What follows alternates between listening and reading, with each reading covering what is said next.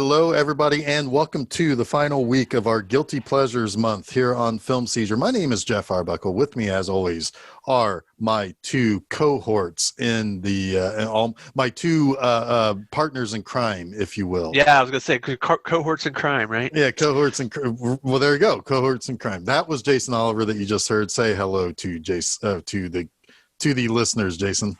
Hello, listeners, and also Chuck Moore. Chuck. Hello, Jason.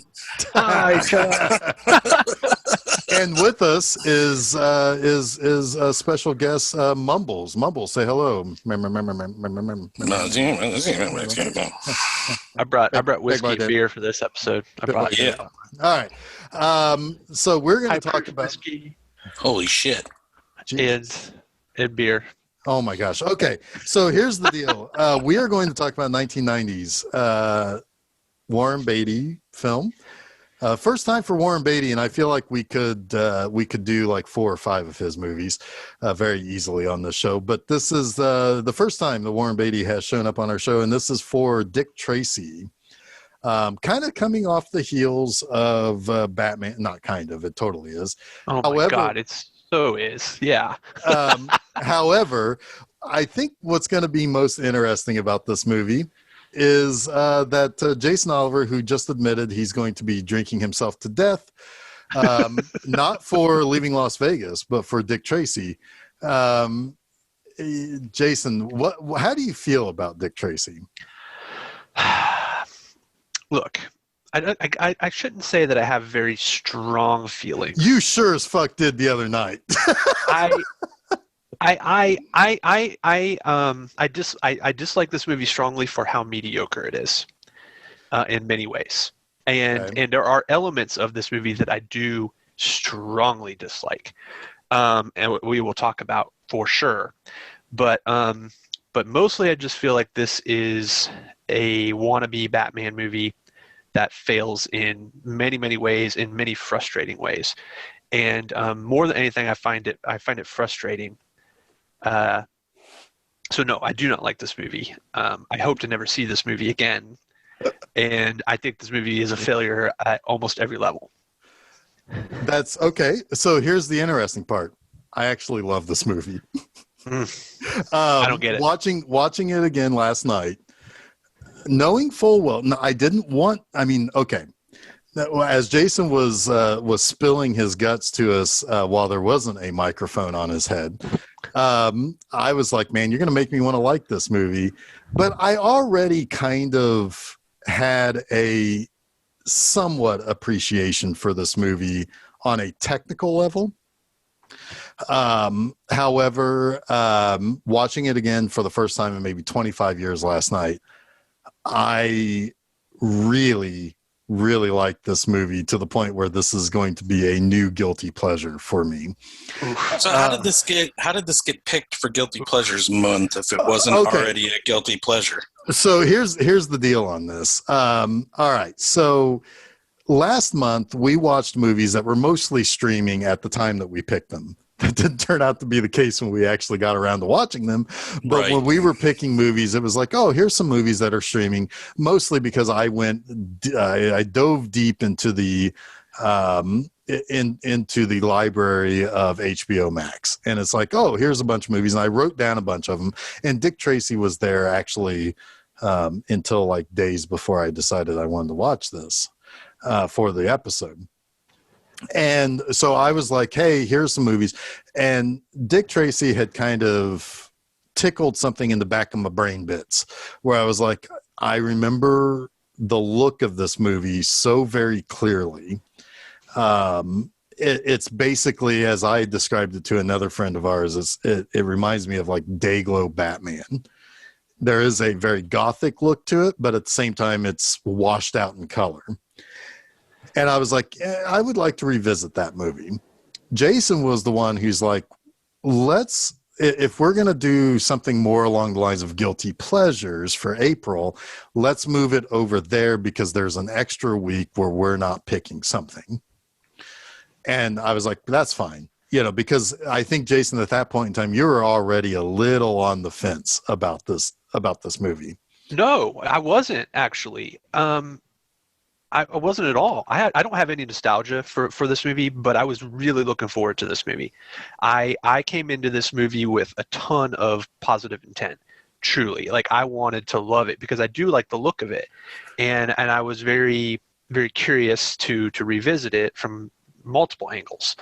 And I do honestly think technically it is a beautifully made movie in many ways. I think the art direction, the production design, the matte paintings, like, there's a lot to really like here. However, I do feel like it is so much in Batman's shadow from the year before that it just feels like it's trying like to copy so many elements of Batman, and it started to rankle me. And I just honestly think, for as beautiful as a lot of it looks, what's happening on screen isn't all that interesting to me. And in fact, it's almost the opposite of interesting at times. It's annoying. So yeah, I really wanted to like it. I truly did. Like, I came at this movie with all best intentions, but it really turned me off. Yeah, for me. I was gonna ask you, Chuck, what you think, because we got the polar ends here. So I want to know where in the middle you fall. God, I really wish it was the middle. So when we went into this month, two of the films we did last week, Last Action Hero and Dick Tracy this week. I think I said to you, Jeff, and maybe both of you, I have a feeling I'm going to appreciate one more than I did at the time and one less.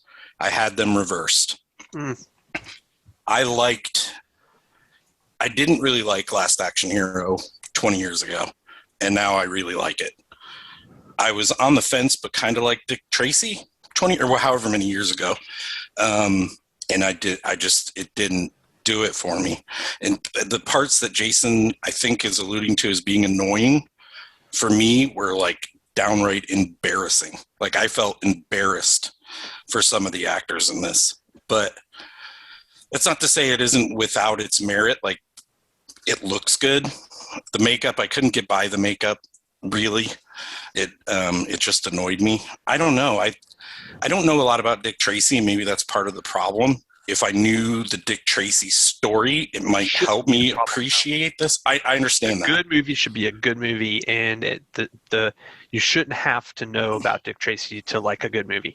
That's true. However, though, I do have some background information to help kind of fill this out, because I had a feeling that I was probably going to be alone on the positive side of the fence here. But we'll get to more of that later. So let me go back to a couple of things. First about Dick Tracy, then about the pulp heroes in movies, which is funny because not too long ago I had watched another pulp hero movie adapted from the same time period and also set in as much of the same time period as they could. And I can explain that later, but a wildly different effect to it. But okay, so first and foremost, this is Dick Tracy's 90th anniversary as a character. It was published for the first time October 4th, 1931 by the Chicago Tribune. Chicago Tribune, at the very least, still publishes Dick Tracy to this day. That's something that I didn't know. Dick Tracy feels like something that would have died out decades. Are they news stories? Yes. Or are they republishing? They are news stories. That's interesting. Now, the guy who created Dick Tracy is Chester Gould. Now, Chester Gould is a very, very fascinating person. He was born right at the start of the 20th century. His grandparents were like honest to God pioneers, first settlers of Oklahoma, where he was born. However, he's extremely right-wing, and he was always very verbose in the cops have ultimate rights over everything. He was very, very pro-cop. Later on, when Arizona adopted the Miranda Act for the Miranda rights, he was extremely against that. Huh. He thinks if you do a crime, or if there's any reason to think that you did a crime, you've lost all of your rights. You have no right to an attorney. You have nothing that's provided to you in the Constitution. You're a criminal and a scumbag. And he treated, so some people still agree with him. Sorry. Exactly. And he adapted that into a lot of his Dick Tracy stories. Dick Tracy, at least in the 30s and 40s and the first half of the 50s, was kind of popular for that idea that Dick Tracy is the ultimate hero and the people he goes after are the ultimate criminals. And almost always the ultimate criminals, by the end of their story, however many days or weeks or months that it would take to finish their story, would almost always die in a very karmic and very very violent way. Like there are several people who Dick Tracy just allows to die. Like somebody will hide out underneath like underneath a dock or something, and Dick Tracy would be like, it's going to fill up with water and they're going to drown. And sure enough, they do. They don't go in and get them. They just deserve to die. Most of the villains, even the popular ones like Flat Top, which was William Forsythe in this movie. William Forsythe, is it? I think that's right. Yeah. Yes, it's William. Yeah, so he's one of the most popular villains of the Dick Tracy strips. But if I'm going to highlight the positives of this movie, which I am, because I don't want to be Mr. Negative Guy, I really like. You want to be Mr. Negative Guy? I really liked William Forsythe. He was my favorite of the villains in this. Yeah, I mean, and yeah, so. He right, and so like that was a character that was really, really popular. A lot of people reacted to that, and when he was killed off at the end of his story, Chester Gould found a way to bring in like Flat Top Junior. He had a daughter that was named Angel Top or something like that, and it was just they were constantly coming back to the same concept as a way to to get revenge on Dick Tracy. Now, Dick Tracy probably mostly influences Batman, oddly enough, because of his rogues gallery. Batman and Bob Kane pretty much ripped that off from Dick Tracy, I would say. However, Dick Tracy is kind of a part of this era that I'm going to get into a little bit more, where the pulp heroes were going from books to comic strips to comic books. But by the mid 50s, and certainly by the time they get into the mid 60s, a lot of readership was not having Dick Tracy's authoritarian cop angle anymore. There was a brief period of time that Dick Tracy was on the moon, meeting moon people. But that was the 50s. I mean, everything got sci-fi in the 50s. And he always had sci-fi elements, like his little watch communicator thing. That's very sci-fi. He had that from day one. So like, he was adapted into serials in the 40s. Those are probably also quite authoritarian and jingoistic in their way, but there was something that was very appealing to Dick Tracy by the look of it. All of the villains had a very specific look to them. Dick Tracy had one of the most famous profiles in comic strip and comic book history. And it's something that is appealing to a lot of people, even people like Warren Beatty, who is you can say a lot of things about Warren Beatty, but right wing would not be one of those things. So he,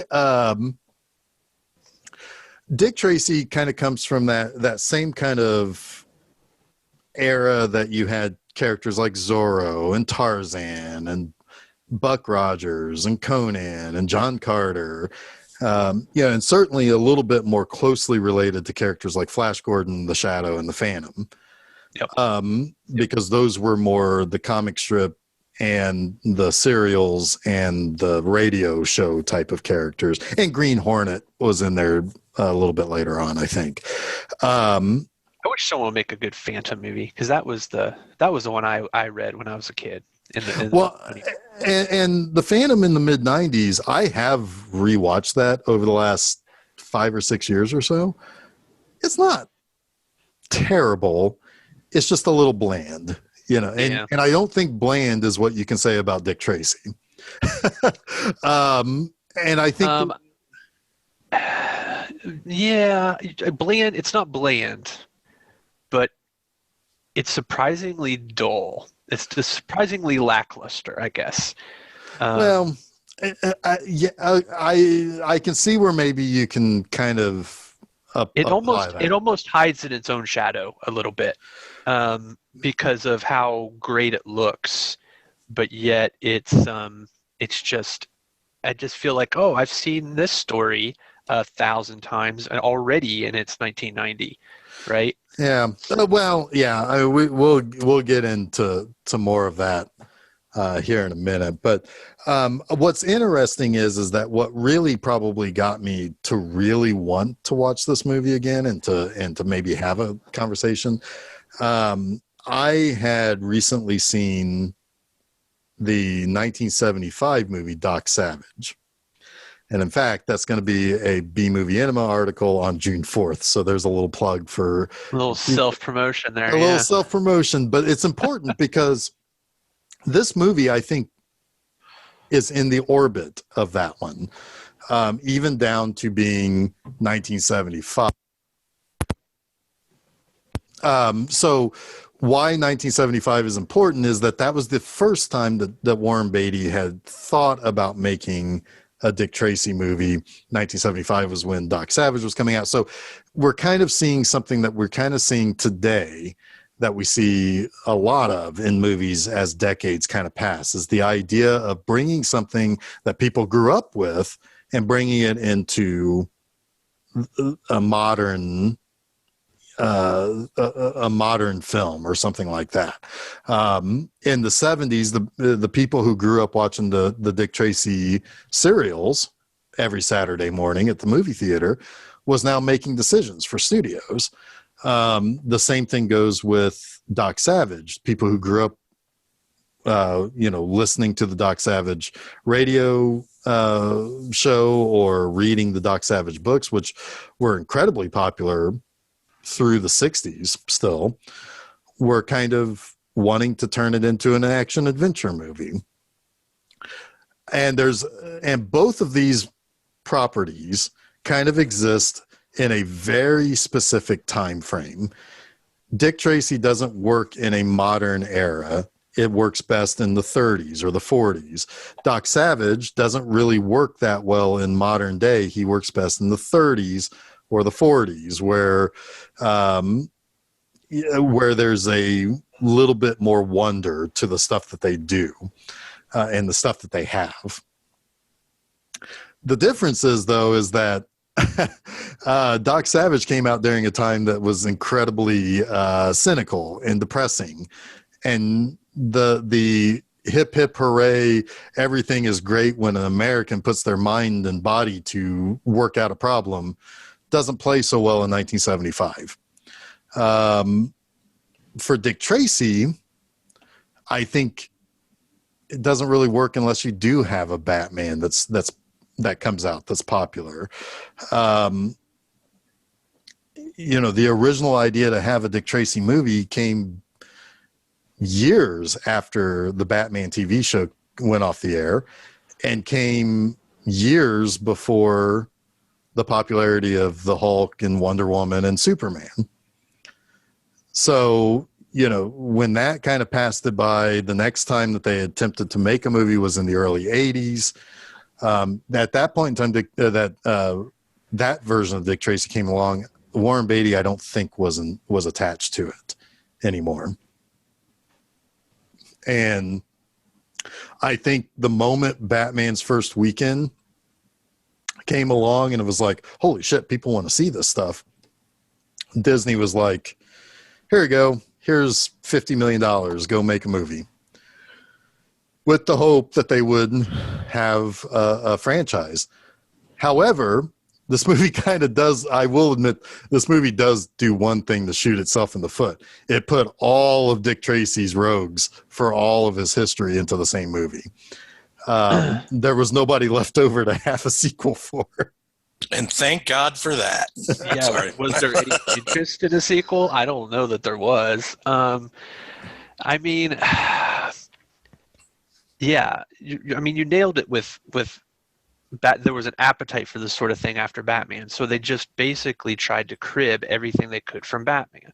I mean, right down to the Danny Elfman score, and everything they tried to crib from Batman, I just felt was not as good, or it felt clearly like an imitation. And so it is very much like it's in the shadow of 1989 Batman. It's not in the shadow of the Batman, if that makes sense, right? Yeah, no, I know what you're saying. So, but yeah, I mean, there is a lot of really beautiful artistry on display here. I really do. I think a lot of the shot composition is gorgeous. The gothic noir look of it is beautiful. The matte paintings are beautiful. I mean, it's a type of movie that just doesn't get made anymore. Well, right? You actually hit it right on the head. This was one of the very last studio blockbuster movies to have zero CGI in it. It's all in-camera effect. And yeah, so this movie was nominated for 7 Oscars, and it won 3. The stuff that you were talking about, like, you know, the art direction, set decoration, that was 1. The makeup, makeup, art direction were 2 of the wins. Costume design was a nomination, and cinematography. And yeah, it's all there on the screen. I mean, like, you can't say this movie doesn't look like it cost $50 million. Yeah, I can't argue with the nominations there, and even the wins to some degree. The makeup, I mean, usually they do give, you know, makeup Academy Awards to really outrageous stuff. And it was probably a lock for that, regardless of whether I think it worked or not in the context of the movie. But we're going to get to them at length, but that Al Pacino nomination, it was shocking to me. Al Pacino was nominated for Best Supporting Actor. There was a sound nomination. The 3rd win and the 7th nomination was for Sooner or Later, the song.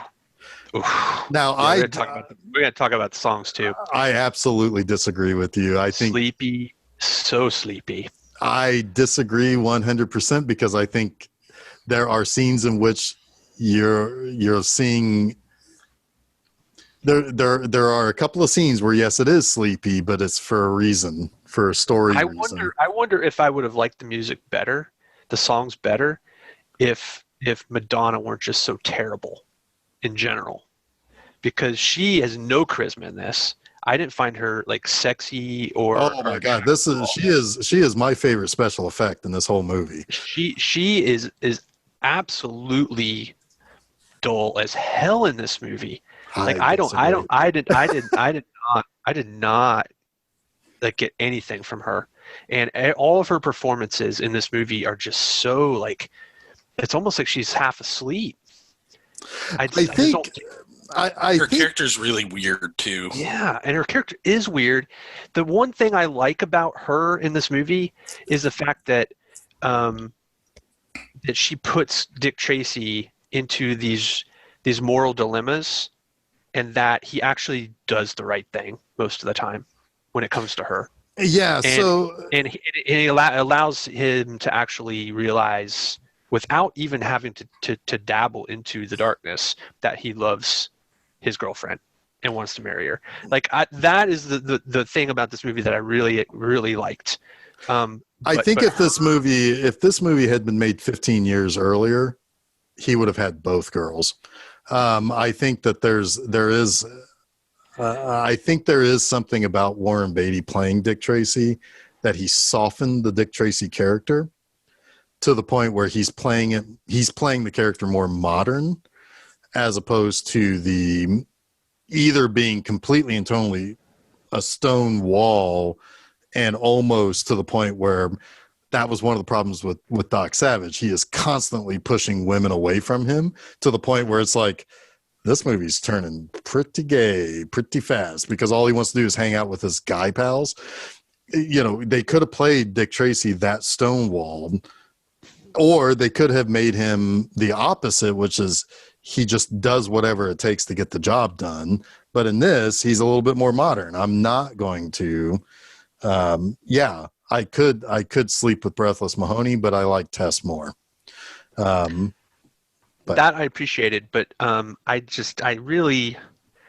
didn't feel like Madonna. I don't know. I mean, I know she was the biggest fucking thing in 1990, but in retrospect, looking at her in that role, I don't feel like she brought much to the table. I just don't. I think some of her performances where I think the thing is that, and maybe this is a Madonna problem, quote unquote. Most of the time when you see Madonna performing or singing a song or whatever, she is actually also dancing. And that's not what singers of that era in a speakeasy would have done. I think that's a good point, is that I don't think the music was suited to her at all.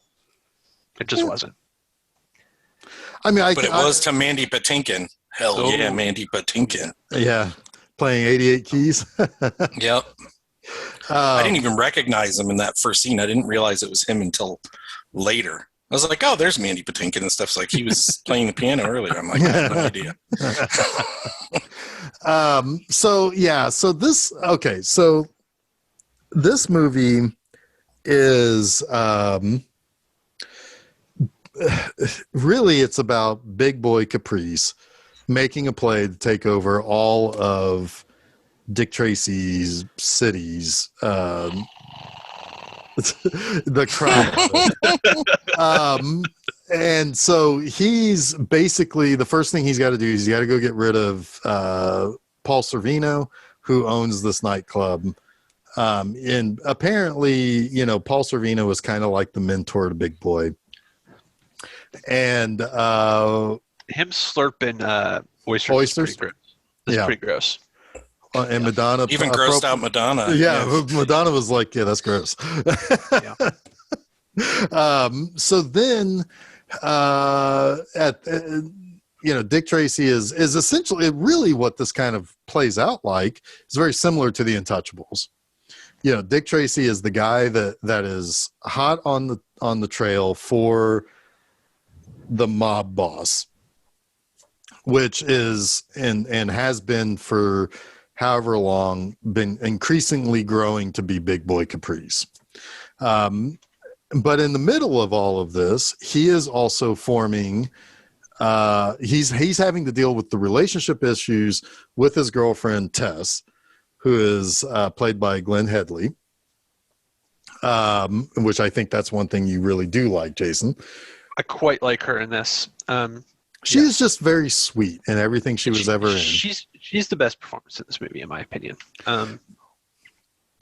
I really like her sardonic kind of way of dealing with Dick Tracy's bullshit. Yeah. And also how she's very, very tough while also being very sexy and feminine. Yeah. Well, she is. She's almost comes across as a girl Friday as opposed to a girlfriend. But obviously, Dick Tracy is overworked and works too hard. He doesn't spend the right amount of time with her. He gets a little tongue-tied when it comes to trying to figure out where their relationship is headed. And in the middle of it all, they end up having to take care of a little street urchin who they kind of quite by accident run into, literally. as the kid is, and that's the only name that he has, is the kid. He takes off with a customer's watch at their favorite diner. Dick Tracy finds out that he's gets beaten up by kind of the kid's, I guess, crime boss or whatever. And he beats that guy up and decides he's going to take care of the kid until the welfare people come. If the movie was more like that scene where he's beating the dude up in the shack and the shack's going back and forth and his punches are fast, like, I don't know why. Maybe it seems inexplicable to me that they gave up on that look the rest of the movie.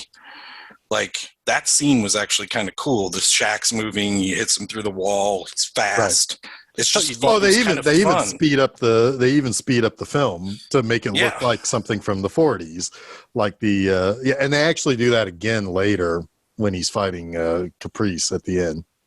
Yeah, I just like that aesthetic, that scene. Oh, that shot down at the guy's shack where it's like in the middle of this junkyard or this shanty town. That shot is really cool too, because then it goes back to that as they're moving the shack around and everything. Right. Sorry, I just had to get that in there. At that point, I was like, "That's cool." Yeah, if the movie's a lot like this, I'll probably like it, and it wasn't. Well, because they don't dwell on that. They kind of go back to the regular. The rogues gallery of people. So but they still could have had scenes like that and shots like that. It's not necessarily that it was a random dude that I liked about it. It was the way it looked. Well, and I think that, and that may be where you can say exactly what Jason said about it.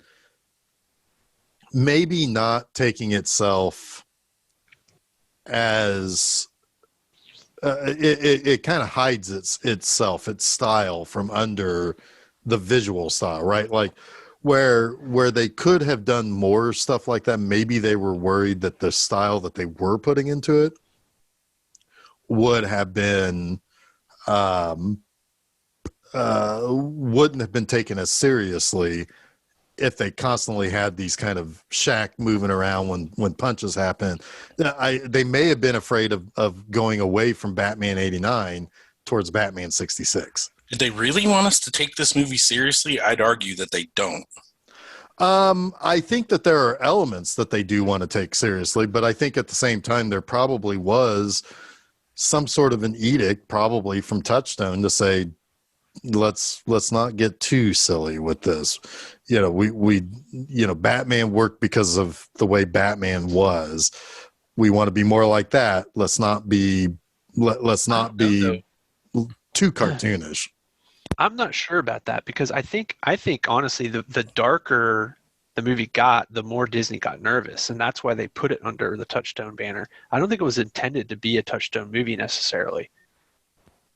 I don't know how they would have. I don't know how they could have looked at anything at this, or the fact that you can, at least in high definition, and I'm sure I saw it on the big screen, Madonna's nipples are in this movie. I don't know if they had any oh yeah, you can see right through that when she's in her dressing room. When he breaks and enters that scene. Yeah. No, I don't know if I don't think they could have made this less than PG-13. I mean, shit, at the end. Wait, this was PG-13? Yeah. Really? Huh. I'm pretty sure it was, because a lot of people eat a lot of fucking lead in this movie. Yeah, but they kind of do. I mean, it's a little bit, it's pretty bloodless.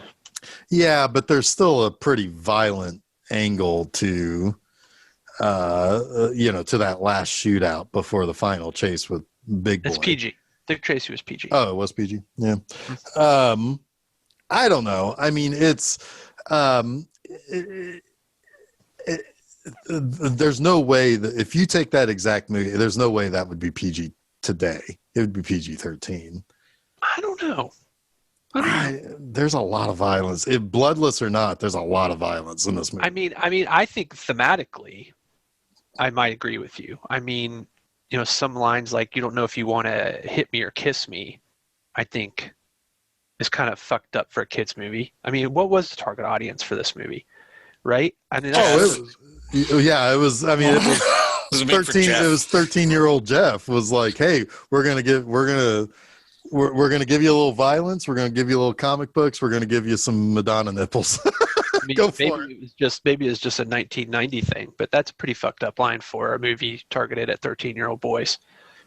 Oh well, I mean, I don't know if 30 years ago people thought that was as fucked up for that age group as we think about it today, with the way we've kind of evolved in our way of, But I'm glad that Dick Tracy didn't do either of those things. I will say that. Well, he does kiss her at the end, or a couple of times, but I mean, does he kiss her? Yeah. Yes. Maybe. Well, yeah, he gets caught kissing her. Yeah, That's Tess right. catches her, and then before she dies. Yeah. Well, that's. Yeah, I mean. Yeah, anyway, that's right. Yeah. So basically, the story centers directly around three things. One, Dick Tracy's relationship with his girlfriend and this budding relationship with this little kid that they have essentially adopted. Right. And Dick Tracy chasing after and trying to get rid of the crime of the city. And then the kind of the storyline that kind of exists in the cracks, which is Dick Tracy trying to get the one witness that he needs to basically topple the house of cards that the mob has set up, and that is Breathless Mahoney. He pretty much knows that she knows everything that he needs because of, she was once tied up with Lips Manless, who was Paul Sorvino, now tied up with Big Boy Caprice. And if I were to say that if there was anything that I would probably cut out, it would be the part where they set up Dick Tracy to take the fall. I would cut out the scene with Al Pacino choreographing. That is one of the worst things, I swear to God. I really think that's when it checked out. It ruined the movie for me. Yeah. I could never get myself back. Here's the thing about. I totally agree with that, Chuck. I really do. That at that point, I was like, this is supposed to be an over-the-top fun villain, and I really just find him cruel, demeaning, and not much fun at all. And smacking her in the ass. And I was just out at that point. I was James Caan at the boss meeting. I'm out. Yeah. How funny is it? James Caan spoke directly to my soul when he said that. Yeah. James Caan saying, "Miss me on the fucking makeup. I'm not doing that." Yeah. I guarantee you his character, Spud Spadoldi, would have been one they'd put in makeup, but James Caan's like, "I'm in the movie for like 7 minutes. Shut up. Yeah. I'm not doing that." Oh, yeah. All right, so 100%, you're right about that. Yeah. Let's talk. Okay, so let's talk about Al Pacino, because the thing is that probably Al Pacino was probably the one thing that was mostly was most critics' positives for this movie. Oof. Almost across the board. Now, I will admit that an Oscar nomination may be... That's ridiculous. It's unreal. I couldn't watch it. Let's put it this way. Did they nominate him because they didn't nominate Jack Nicholson? Or probably. Should Jack Nicholson have been nominated for playing the Joker? I think both, obviously. Because he's definitely, I mean, Chuck made a good point that he's definitely more like the precursor to Danny DeVito's Penguin. Yeah. Sure. But it seemed very clear to me that Al Pacino was trying to one-up Jack Nicholson's Joker. Like, that was in his head. I guarantee it. Well, here's the thing. A couple of things. Number one, probably I would say that I actually do like the audacity of Al Pacino in this movie, only because he reminds me more of the one thing that I can say that I like the most about the Star Wars prequels. And that was Jar Jar Binks. No, and that's the bad guy of Palpatine just going for it, just saying, fuck it. I'm the bad guy and I'm just going to go for it. And I'm going to gleefully play a villain. And I think sometimes that gives life to something when you have good guys who don't show as much emotion by nature. The problem is, though, that Ian McDiarmid wasn't the thing weighing down the Star Wars prequels from the start, right? There were a lot of worse things than Ian McDiarmid in that. He was, yes, and when he got a chance to really shine, he was kind of a breath of fresh air because everything else that was happening was just so technically dull, right? Well, but so do the same thing for Big Boy Caprice. I don't think you like this movie anymore. I think, in fact, you probably like this movie less.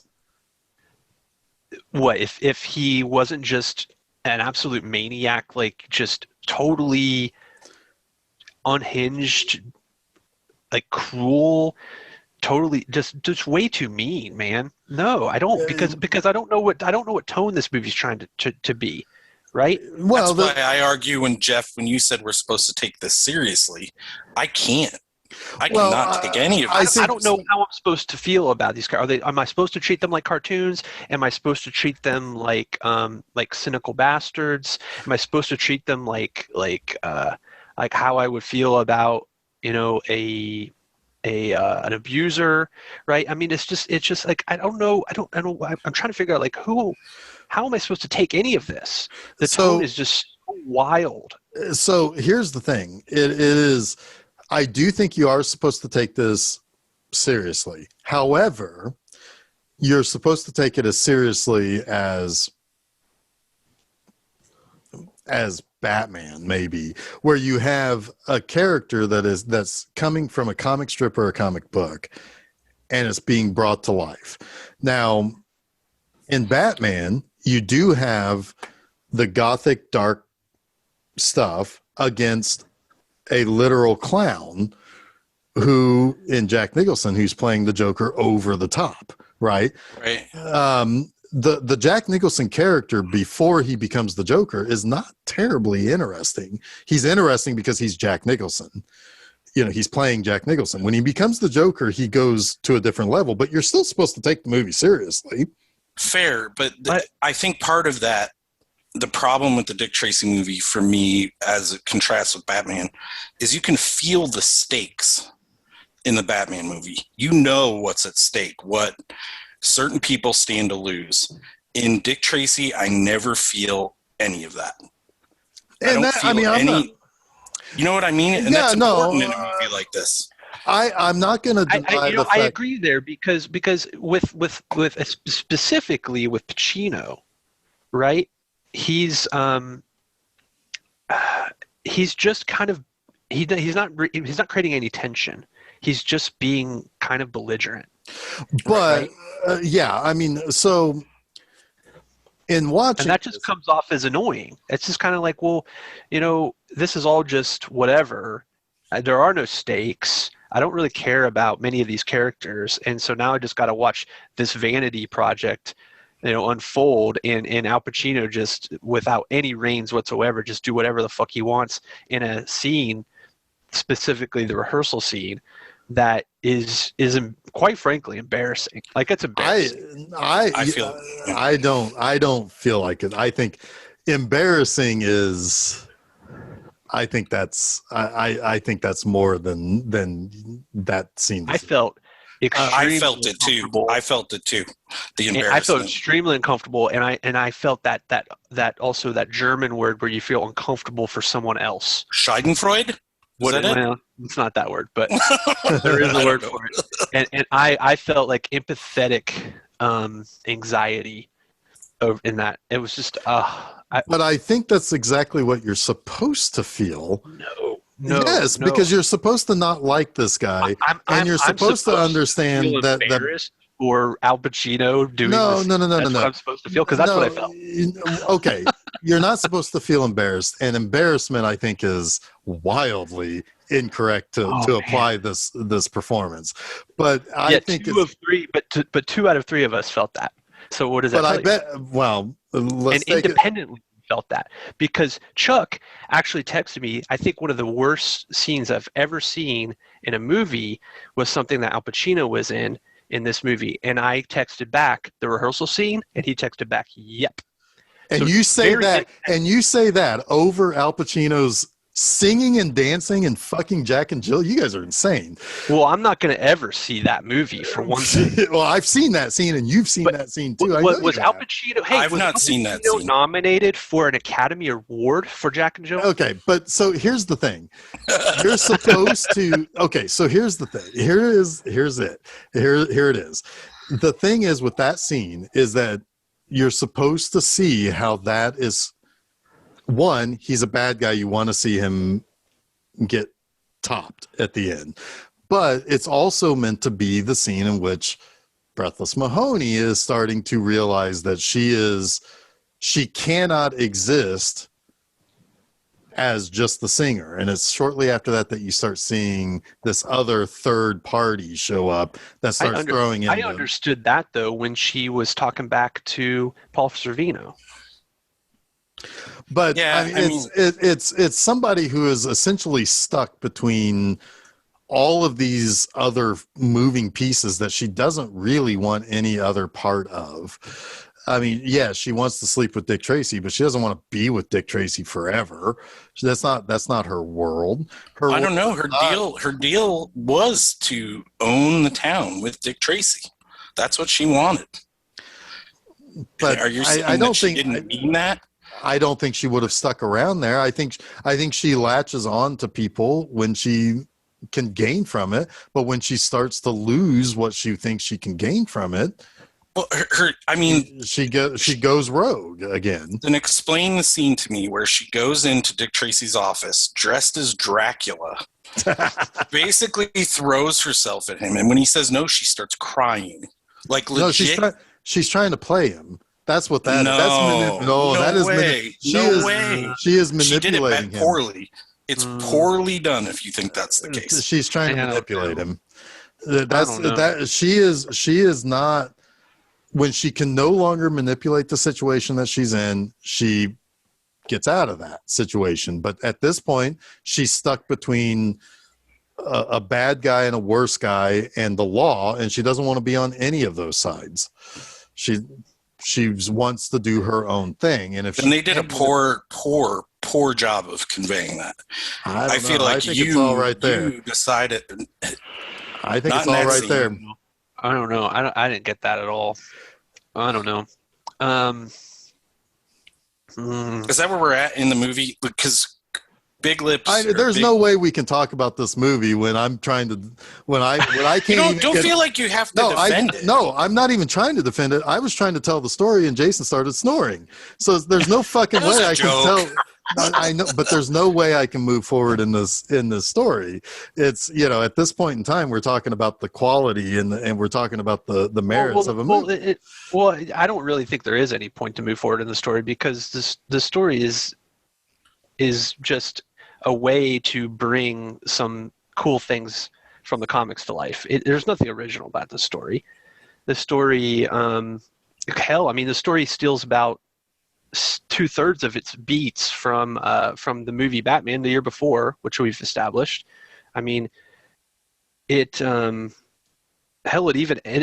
climaxes in like an industrial clock tower kind of thing, right, with gears and things happening. I mean, it just boy, I don't know, man. Since we've been bashing this movie, well, I don't know if I'm bashing it. I'm just telling the truth. I really like the kid. I thought he was probably the best part of this movie. for me. He We're going to see him again in a few months. Yes, we are. Yes, we are. I didn't know who it was. I didn't know who it was. That was my favorite realization when I was like, oh my God, the beer's gone bad. But yeah, he was good. I liked that whole thread of you're going to have to go to the orphanage eventually, and you could see it in Dick Tracy. Like, that stuff played well. It did. It's like he keeps telling him that, but that he's not going to do it to him. It takes him being taken away for it to happen. Like, he has to be out of the picture for the kid to end up in the orphanage. And did you guys know who the welfare person was that showed up to collect the kid? I was trying to figure that out. Or she was the Kathleen O'Hara. She was the interrogation. Kathleen Bates was the court reporter. No, it was Mary Warnoff. That was. God. Yeah. Yeah. Basically, this movie is entirely everybody who is a friend with Warren Beatty. Yes, it very much is. Oh, I like Glenn Headley too, I should say. Her and the kid are my favorites. I mean, those scenes, honestly, the scenes with them in the diner mostly were really what kept me invested in the movie. I really liked the three of them and the dynamic that they had. Even adding in the cook, like all the little one-liner jabs Tracy had at him, like, this tastes different. Did you wash the bowls this time? Right. It felt lived in, right? It felt like it was a thing that they do a lot, and now they've introduced this kid into the equation, and that's created a little bit of tension, a little bit of chaos, a little bit of warmth to their relationship. And it semi-forces them to recognize where they are in their relationship. Yes, correct. And address it. And Tracy has a hard time doing it, which is funny too. I think I legit laughed once in this movie when Dick Tracy is calculating the weight of what it's going to take to flip him out of the building. The guy's like 190, 195. He's like, what? He's like 210. Yeah. That made me laugh. Oh yeah. He was a real chuckle. Yeah. Lying about his weight. Yeah. Yep. And that's kind of like the goofy stuff that I enjoyed about the movie as well. Like, that was very similar to like the shack scene, right? Yes. Where like this counterweight kind of jumping onto this simple machine is going to catapult him out of the prison or whatever, the locked room. I like that kind of stuff. That's kind of stuff that separated it from Batman, right?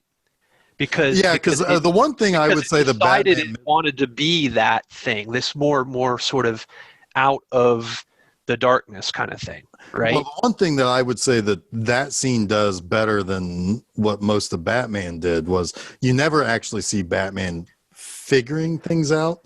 He either has already figured, like the whole thing when he figured out the chemicals thing, he did all of that shit off screen, and it's like, we accept it because the movie is engaging enough that you accept that. But in this, you actually see Dick Tracy, which is again another element of the character from its origins, being studious about something and actually playing something out.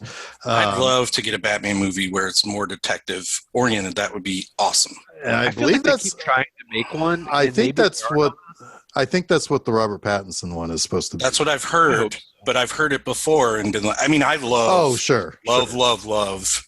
the Christian Bale Batman movies. I wish there was more deduction, like more deducing, more Sherlock Holmes-ish kind of stuff in it. But yeah, that's neither here nor there. I even think that they sort of kind of tried. I mean, Zack Snyder sort of kind of tried it a little bit, but I feel like everyone tries to put an element of it in there and then they just abandon it. I wish they leaned on it. Yeah. Well, they put it in as a flavor enhancer. It's kind of like, well, this is something that people know about Batman, so we're going to do it. I think maybe the best time that anybody ever did do it was in Batman Forever, and it was just a throwaway scene, and it was done by accident because Joel Schumacher didn't understand the character. That's hilarious. The scene in which he figures out what when he is checking out Jim Carrey's like machine thing, and he's like trying to get more and more information, and he's also trying to understand his past. He's trying to get into his character, and he's Right. he's doing a lot of these things, but they're all almost like they're thrown away. Right. But it's the guy who understood Batman the least who's done the most with that. Oh God. Yeah. That's amazing. R.I.P. Joel Schumacher. I don't want Yes. to talk bad about the dead, but that is a bad movie, and Batman and Robin is worse.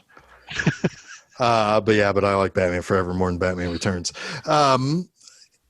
Anyway. No, I said Batman and Robin. No, but you said Batman Forever is a bad movie. I actually put it second in the. I probably would too, if I'm being honest. Yeah. Batman Returns has a bad script. So okay. I understand what you guys have issues with Dick Tracy. I look at, again, maybe this is because I have a steady fucking diet of over the top bonkers bullshit stuff. I find almost, I've got a couple of things going into this movie that probably helps shade my opinion of this. Do I really think this is a good movie? No.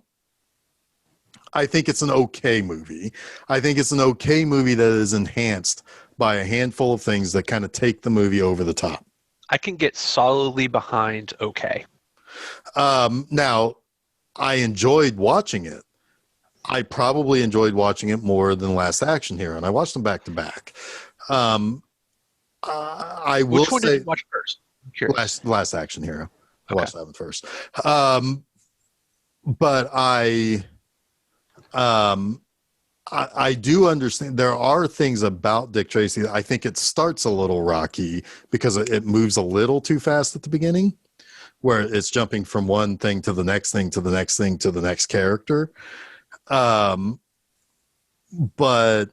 I think Al Pacino chewing that scenery is it's something that you just don't fucking expect out of this, and it tickled me. So you asked me, I guess, if I would like the movie better if he were not in the movie.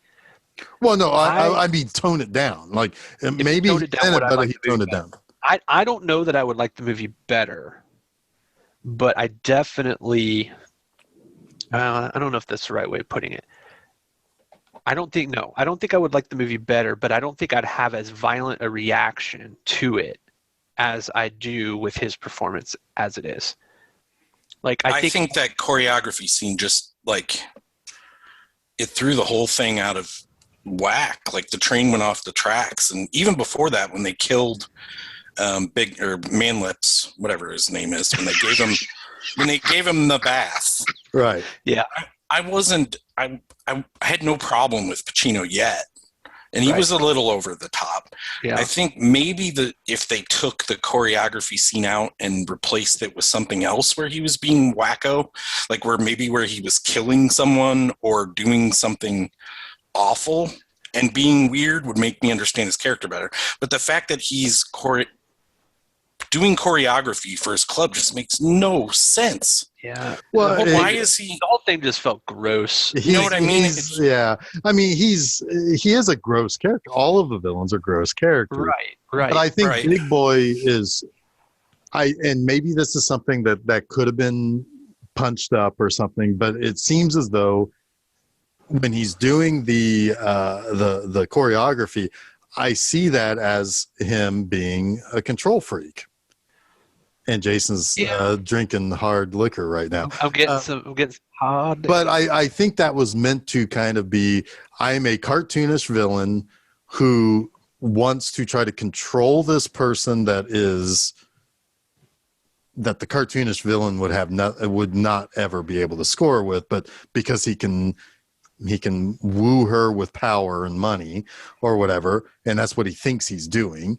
And I'm going to micromanage this whole thing because I'm a control freak. I think you're probably right, and I think that is a fair point for sure. I just think it goes on uncomfortably long. And I'm not gonna call you guys crazy for saying that you felt uncomfortable. I would say you're a little crazy for calling it embarrassing because he got a fucking Oscar nomination. I don't care, man. The 90s were just stupid. I don't care. Pesci won that year, right? There's been a lot of bad nominations. Well, and fair enough. And in 1990, there's a lot of 1990 boiled down to two movies and probably a lot of fart smelling in the Academy. Right. The two movies it came down to was whether or not you think Goodfellas or Dances with Wolves, whatever, right? However, the fart smelling came down to things that were old Hollywood studio feel, like The Godfather Part 3 getting Best Picture nominations. Mm-hmm. Probably this was Al Pacino's in a movie, nominate him. Probably like how a lot of people feel about Meryl Streep's in a movie, give her a nomination. Well, also Warren Beatty. I mean, he still wields, and he hasn't made a movie in ages, a lot of power in Hollywood. Well, in 2 years' time, you know, he had movies that got 17 Oscar nominations. Yeah. Now, granted, Bugsy was not directed by him, and Bugsy's a far better movie than this. Bugsy's really good. Yeah, and that's one of the, and here's the thing also, I will also say that this movie is a little bit rose-colored for me because I really like Warren Beatty. I think he is kind of one of those filmmakers who doesn't do any wrong with me, whether as an actor or a director or a producer. You know, and I can name 4 or 5 movies of his that I think we could talk about on this show. Bonnie and there was Parallax View. I was just thinking about that movie. I mean, we could probably, I would be curious how well, I almost don't want to watch Bulworth because I'm afraid it doesn't play well anymore. I'm feeling the same way. Isn't that weird? But I loved it 23 years I loved it. I watched that movie that movie a dozen times. I got it. I remember I put a VHS copy, and I would make everyone I knew watch that movie. It was one of those, right? Right. But I'm terrified to watch it now. Yep. However, the thing is do we feel 23 years later uncomfortable laughing at some things because we know deep down inside it's probably saying the truth? Right. Yeah. You know, that could be one of those things where it's like, we know we're Democrats. We know the shady shit our party does sometimes to try to woo people. So, but anyway, the point that I'm trying to make is that in my opinion, I could watch any Warren Beatty movie and probably not really give it a negative review in any of the things he's ever done. What about Ishtar? Now, Ishtar would probably be one that I would say I would love to watch because I could write an article about it. Yeah. Bulworth hasn't been canceled, right? We were just talking about that while you went to the bathroom. Sorry. For our audiences at home, we should mention that Chuck had to use the restroom or something, so he missed our 60-second. Damn, I love Bulworth. Well, that's the thing. We do too, but we're not sure how well it plays. But we also don't know if the discomfort we would feel with that movie isn't because we're Democrats and we know some of the shady shit the Democrats do that's telling the truth about. Right. But yes, the point we made was that we're both scared to watch it. Yeah, it's like I haven't watched that movie in 20 years and I don't want to right now. Yeah, but I also mentioned that I used to make everyone I knew watch that movie because I loved it so much. Yeah. So yeah. So, you know, but again, I mean, like Warren Beatty gets a lot of pass from me. Now, could we have talked about The Parallax View or Bugsy or those other movies that we talked about or that we listed off? We probably could have started there. Well, it's guilty pleasure month, though. So I mean, if you really had this movie as a guilty pleasure, it 1000% fits into that. Absolutely. Well, it certainly does now for me because I can say I like this movie and I don't care if you guys don't. Well, yeah, I mean, it applies. that puts this movie, the way that Jason and I reacted to it, and you liking it solidly entrenches it in guilty pleasures. When all three of us like a guilty pleasure, a lot of people do, it ceases to be a guilty pleasure. Well, and that's the thing. It's like we started off the month with a couple of easy passes, right?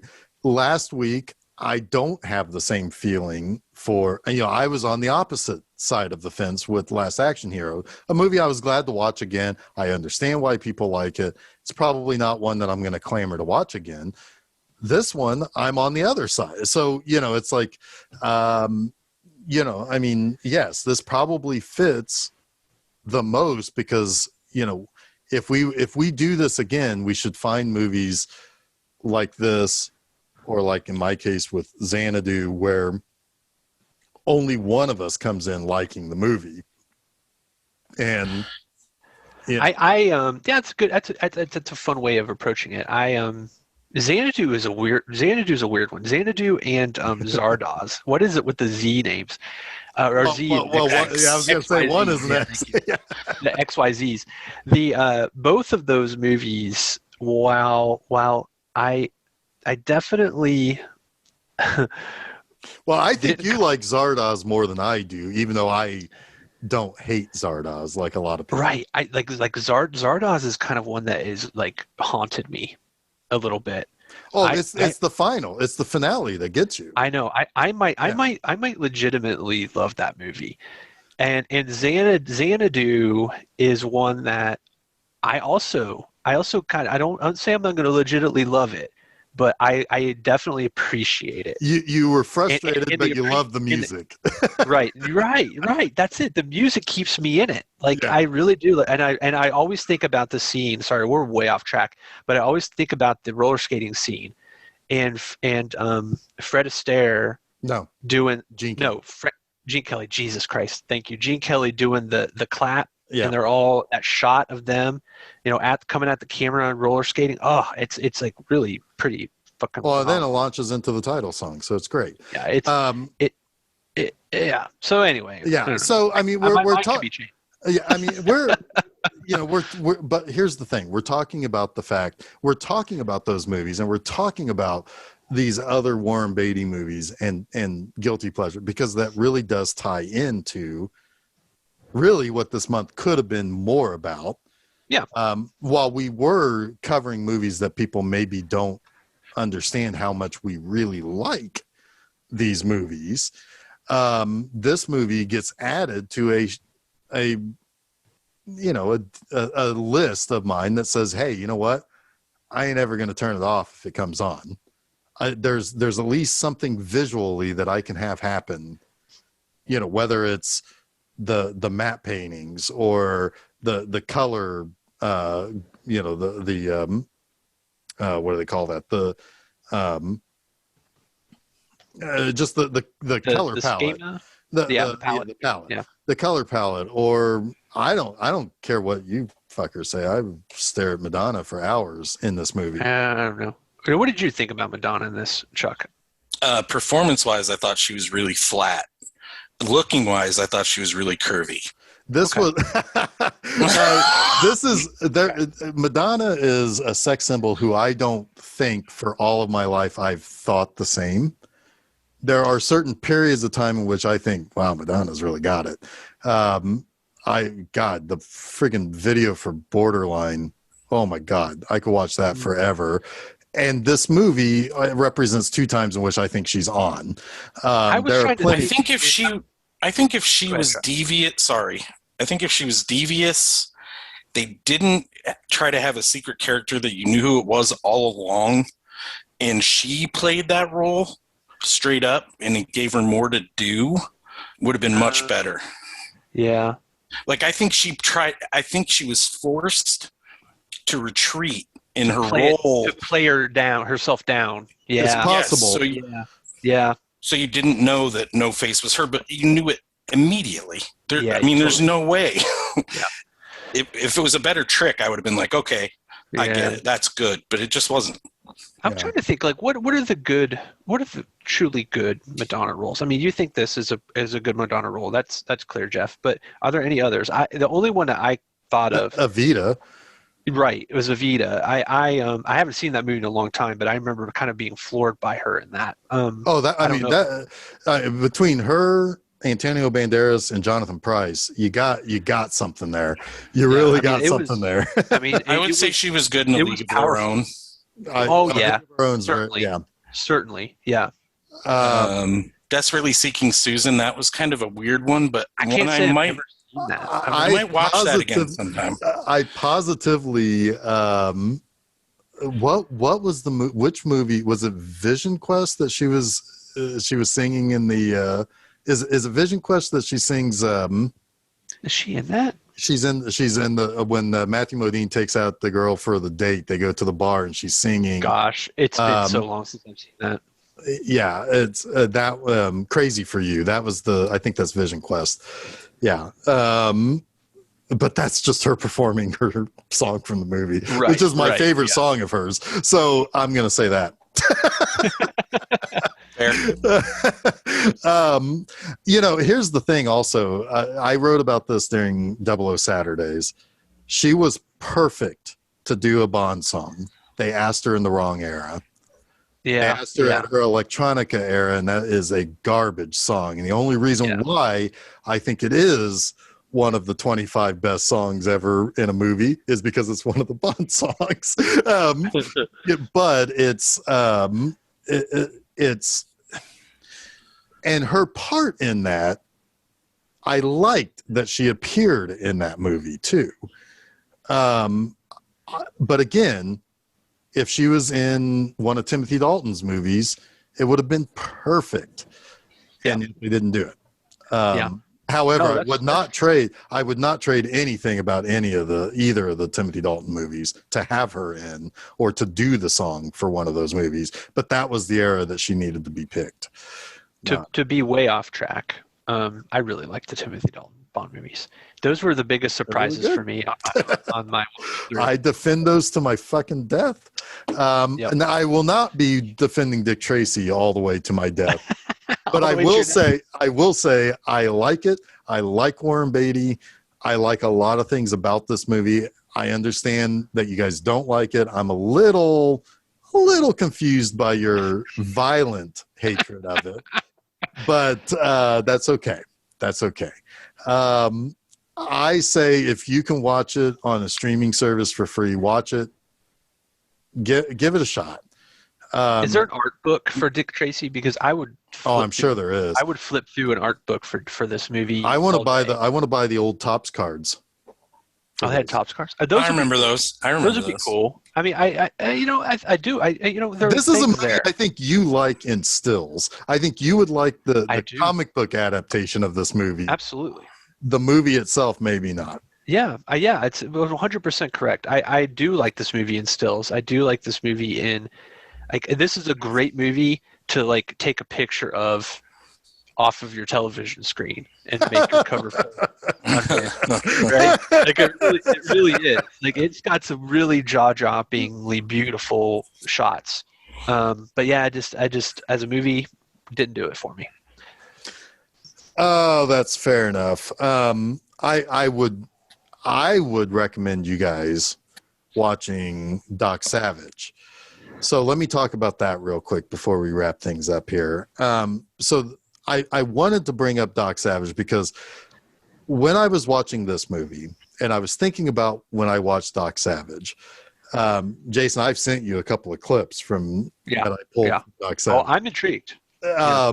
That scene in which he fucking straight arms that girl when she's pouring her heart out to him. It just fucking kills me. But so that's a movie that when they went to make that movie, and the guy who made that movie made War of the Worlds. He was a big time dude. It was George Powell. And he was like, hey, I want to make Doc Savage. And he plays it entirely straight by saying, I'm going to set this in the mid 30s. I'm going to do every single thing that was in the books that everybody knows about, that everybody can appreciate, and it's going to have this. The score, half of it is done by John Philip Sousa. They just took his patriotic music and dropped it in. And again, I think it's fine to say you want to play it straight. It's also fine to say, we're going to make a movie out of its time and have fun with it. And they try to have fun with it. The problem is 1975 is a terrible time to be rah USA and have all of this barrel-chested He-Man type of action hero when you're dealing with losing a war. Dick Tracy, on the other hand, timed it better by being in 1990 and trying to be straight-faced about what they're doing. And straight-faced sounds like a Dick Tracy villain. It does. It's a guy who just has a pole for a face. Yeah. It also sounds like a guy that'd be on the tick. But there is I don't think this movie should have gone jokey about it.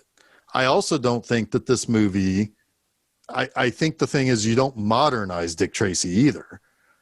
I think you have to kind of keep Dick Tracy in its time. I don't think you do the face makeup you do in this movie and not make it and not. It needs to wink more. I know what you're saying. It needs to wink more to that. It needs to have people say, wow, you're ugly or something. You know, it's like, it's very little things that makes it feel like something doesn't fit right, but that you can kind of poke at a little bit. But I think, again, it's maybe the fallacy of saying, look, they took the Joker seriously. So, but that was just face paint. I mean, that's different. Well, he did have the smile, the plastic surgery smile. He did, but also it was the Joker. It's a complicated. His appearance is in his psyche, right? Right. Like it's part of like his mental derangement. Right. So you take it seriously because he takes it seriously. Sure. Right. And you know, so there are plenty. And to be honest with you, I don't know if anybody was going to mention this, but Warren Beatty still owns the rights to Dick Tracy, and he has wanted a sequel, right? Either a sequel or just do a new one. A new one, yeah. And did you read about how he kept the rights to that? It's on YouTube. He did a Dick Tracy TV special in which he is interviewed as Dick Tracy by Leonard Maltin. And he complains about how Warren Beatty plays him. That's fantastic. And they did it and aired it once so that he could retain the rights to the character of Dick Tracy. Well, that is delightful. I love shit like that. But, you know, it's like, you know, Warren Beatty's 83 years old. He hasn't made a movie in, 6 years or something. So the likelihood that he's going to make another movie is probably not great. But if he wanted to produce a new one and figure out a way to fit the pieces perfectly, you can take a lot of what's here and make it into a better movie. He's had 30 years to think about it. Yeah. Like what could work better? I wouldn't be opposed to it. I'd watch it. I think that it could be really fun. It might even be better as like a TV show, like on a streaming service or something. Like put it on Disney Plus or whatever. You know, have a serialized so that you don't cram everything into it. It does suffer a little bit, I think, from John Carter syndrome, right? Sure. It's a property that has been so imitated that it's now become derivative of itself. Yeah, right? See, that's the great snake eating its own tail between that and Batman. You know, whereas you have to come at it with something unique. You have to come at it with either you go like super realistic with it, you know, like the Perry Mason show on HBO, or you go completely bonkers, like really bonkers, right? Or maybe you do it animated. If it's animated, you can accept a lot of that stuff a lot more. That's true. I mean, yeah, absolutely. Animated, I think, would be interesting. That'd be a good way to test the waters, at least. Yeah. So, Jason, I have one question for you. This is our fourth pulp hero that we've covered. Now, Chuck, I'll ask you the same question, but I think you will have a slimmer. Well, actually, you only have two to pick from. But between Zorro, John Carter, Flash Gordon, and obviously this is going to finish fourth. Where do you put the others? So the movies, or the icon? The movies. Okay, so we've got Flash. I can tell you very easily what my number one is. Mask of Zorro. I was good. So we got Zorro, we've got Flash Gordon, we have Dick Tracy, and what was the other one? John Carter. Okay, I mean, Zorro is my favorite. That's the best of the four movies. That movie, and that will be. It's a timeless movie. It really is. To people, I think we got my dad to watch it and love it too. So we did good there. Mask of Zorro, I would say. It's kind of hard between Flash Gordon and John Carter. I think John Carter is a better movie, but it's not as nostalgic for me. Right, but there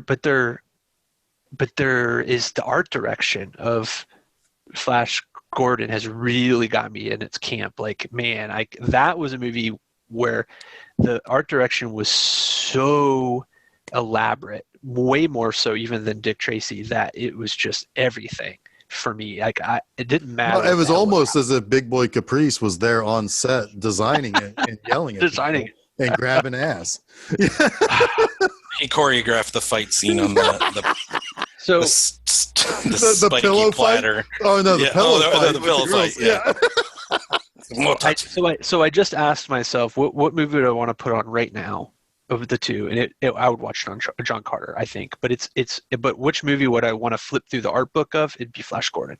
Yeah. So Flash Gordon would be third, but barely, and then Dick Tracy. Yeah. Chuck, do you want to weigh in? I know you weren't part of two of those episodes, but you've at least seen Mask of Zorro, I'm sure. Yeah, I quite liked Mask of Zorro. I am a victim here, though, of not having seen it in a long time. Fair enough. I watch Flash Gordon fairly regularly. Like, it's a movie. If it comes on, I watch it. So, yeah, I would do Flash Gordon, probably Mask of Zorro, John Carter, and then what's the other one we were talking about? Dick Tracy? Dirk Dastardly? That was Dastardly. A joke. Yeah, that was it. Yeah. No, I do. Yeah, no, that's fine. I mean, I'd probably I'd put Bulworth first. Yeah. No, I think Dick Tracy's the most boring of those as a character too, personally. And that's fair. That's a big complaint that comes with this, right? Because Dick Tracy's kind of like Superman, right? Like, he's a straight man. Things need to happen around him, right? Exactly. He needs to spring to action, not create action. So that's why I think I liked the scenes with his girlfriend, with the kid, because it forced him to like emote things. Well, that's Warren Beatty playing a real character at that point. Right. Yeah, and that is, I mean, again, I gotta tip the cap to Warren Beatty. Yeah, it's like he is. I want to hang out with Dick Tracy if Dick Tracy's Warren Beatty. Yeah, I don't know if I want to hang out with Dick Tracy if it's not Warren Beatty. Right. That makes sense. Yeah, I go to that diner and joke around with the guy about it. You know. But anyway, all right. So we have come to the end of Guilty Pleasures Month, where probably one of these is truly actually a guilty pleasure for one of us, and not all of us, and that is Dick Tracy. Fair enough. But next month, I think Last Action Hero, no way, shape, or form about it, is definitely a guilty pleasure. That I think that is the more wide guilty pleasure. I don't know. Where maybe. Well, because here's the thing. A lot of people like Roadhouse for its silliness. A lot of people our age like So I Married an Axe Murderer. Dick Tracy is more forgotten, but at the same time, Last Action Hero was the bigger bomb. Dick Tracy was a little bit more successful. Yeah. So, I mean, these last two obviously were probably the most guilty pleasures of the month. But one of them became a guilty pleasure for me. I see. Fuck the two of you. Fair. Whereas I would say, Chuck, probably you now look at Last Action Hero as a guilty pleasure for you. Yeah. I think that might actually be a legit good movie. Fair enough. And that's fair enough. I kind of think so too. Yeah. I mean, it's not without its mistakes, for sure. Right. Fair enough. But, and that's fine. And I don't have any issue. I don't take any issue with that. I just like Dick Tracy more. And I'm sorry, I didn't intend that to happen.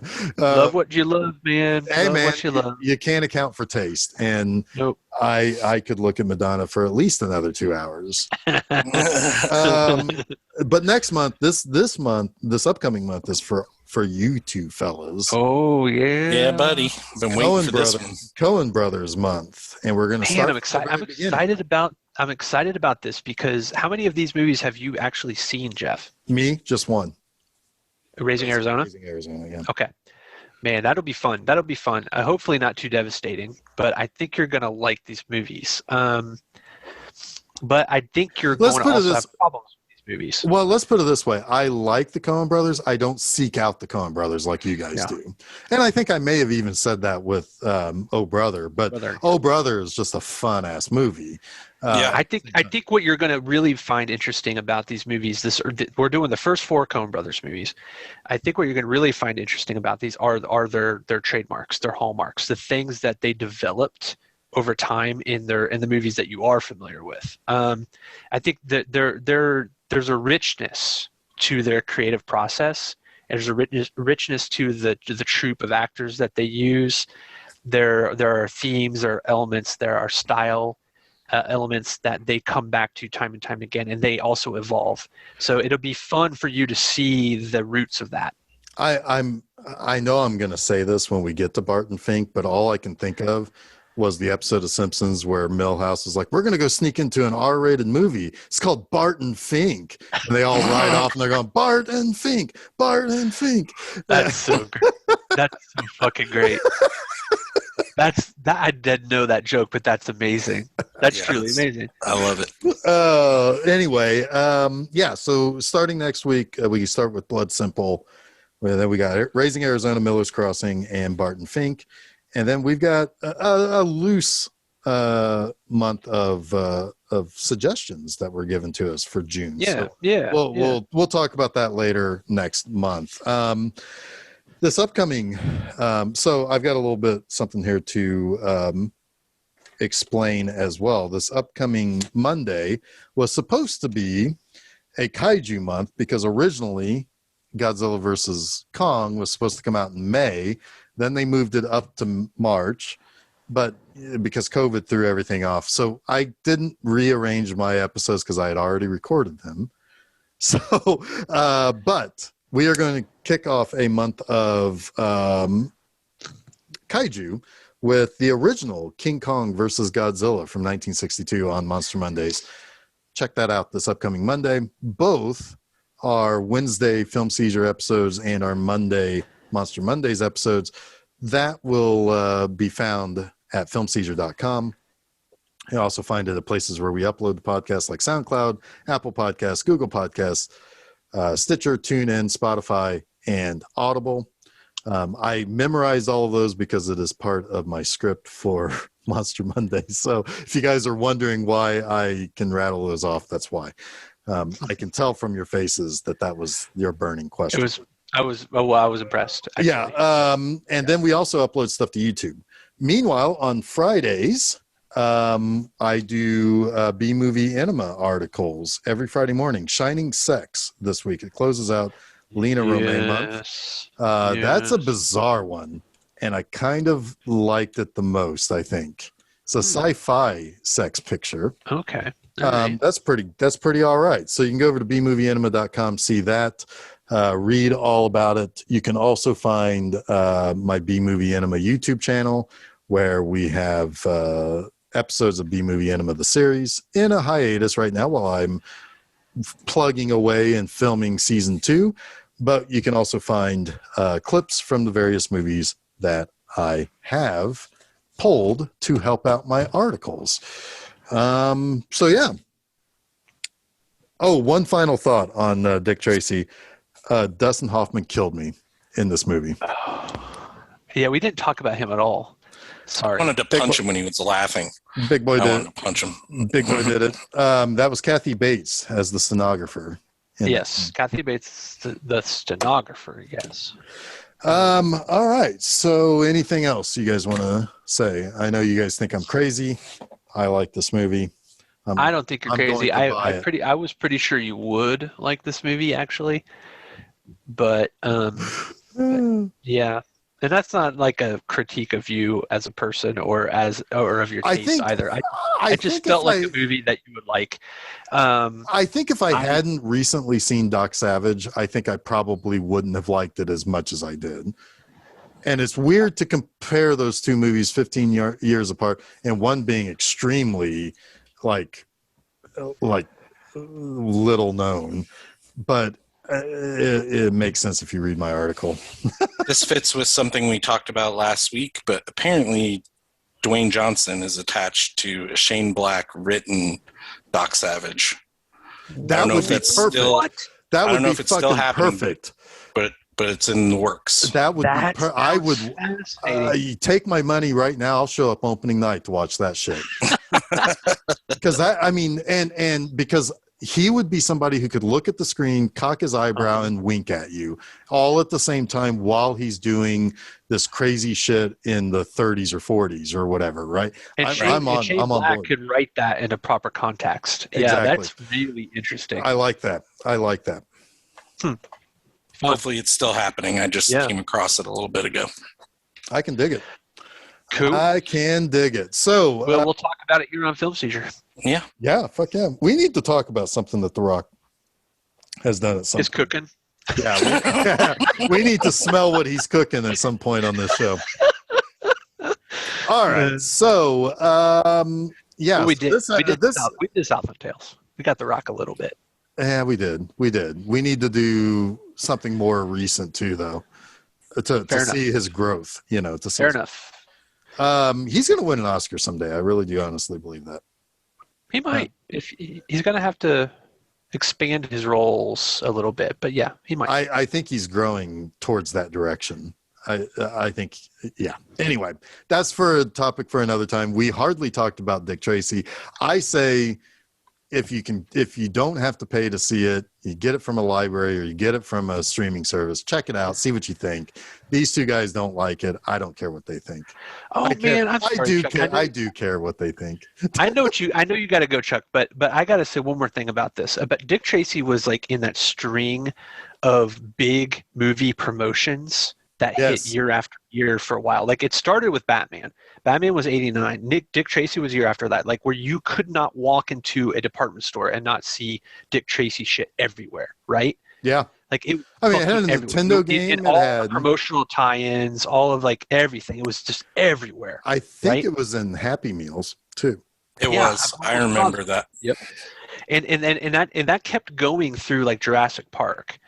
Which is a movie we kind of talked a little bit about yesterday in its context with Last Action Hero. But yeah, I mean, that is the thing that I honestly remember the most about this from my childhood is that I couldn't walk anywhere. I couldn't go anywhere. I couldn't turn on the TV without seeing something about Dick Tracy. His fedora and jacket were everywhere. Well, it's that profile. I mean, Dick Tracy has the most recognizable profile of any comic strip character. Maybe not comic book character, but comic strip character for sure. So, yeah. So there you go. That was my last thing. Oh, wait, one more thing. No, I'm just kidding. One last thing. I'm out of here. No. And I have to pee really badly, so fair enough. I really want to get that in. All right. So, so next week we start Coen Brothers Month. Check that out. I have a whole month of kaiju movies that will eventually get to episode number 125, which is the new Godzilla versus Kong. So that is coming from the Monster Monday side of things. So until next week, I am Jeff Arbuckle. I'm Chuck Moore. I'm Jason Oliver, and you have been listening to Film Seizure.